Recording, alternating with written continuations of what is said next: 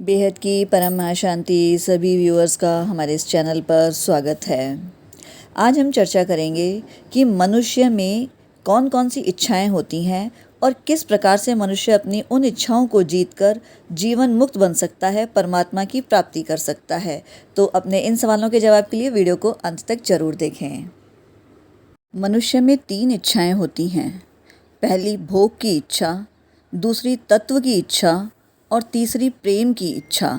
भोग की इच्छा अर्थात कामना, तत्व की इच्छा अर्थात जिज्ञासा और प्रेम की इच्छा मतलब पिपासा या अभिलाषा कहलाती है। भोग की कामना शरीर को लेकर, तत्व की जिज्ञासा स्वरूप को लेकर और प्रेम की पिपासा परमात्मा को लेकर होती है। शरीर को अपना मानना हमारी सबसे बड़ी भूल है, क्योंकि शरीर प्रकृति का अंश है। अतः शरीर को लेकर होने वाली भोग की इच्छा असत्य होने से हमारी अपनी नहीं है, बल्कि यह तो हमारी भूल से होने वाली इच्छा है। परंतु तत्व की और प्रेम की इच्छा हमारी अपनी है, यह भूल से नहीं है। इसलिए शरीर को निष्काम भावपूर्वक परिवार की, समाज की और संसार की सेवा में लगाने से अथवा तत्व की जिज्ञासा तेज होने से भूल मिट जाती है। भूल मिटने से भोग की इच्छा भी मिट जाती है।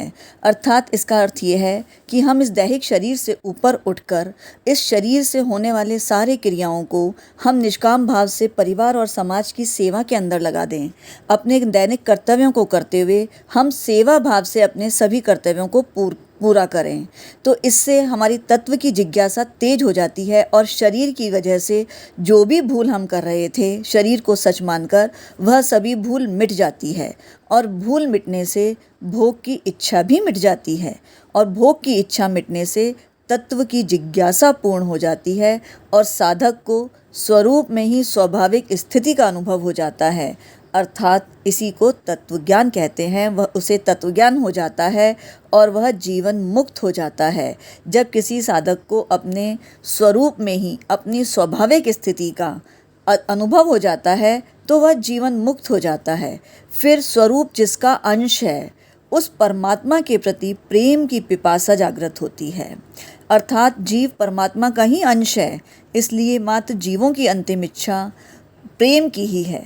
प्रेम की इच्छा सार्वभौम इच्छा है और प्रेम की प्राप्ति होने पर मनुष्य जन्म पूर्ण हो जाता है और फिर कुछ भी बाकी नहीं रहता, कुछ भी बाकी नहीं रहता।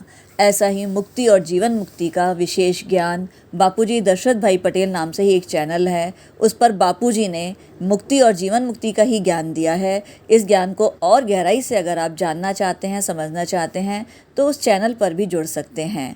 और उसी चैनल पर रात को 10 से 11 लाइव मेडिटेशन भी होता है, तो आप अपनी आध्यात्मिक प्रगति के लिए लाइव मेडिटेशन में भी जुड़ सकते हैं। और मॉर्निंग टाइम सूट करता है तो सुबह 5:30 से 6:30 परम शांति मोटिवेशन एंड मेडिटेशन चैनल पर लाइव मेडिटेशन भी किया जाता है और ज्ञान चर्चा भी की जाती है।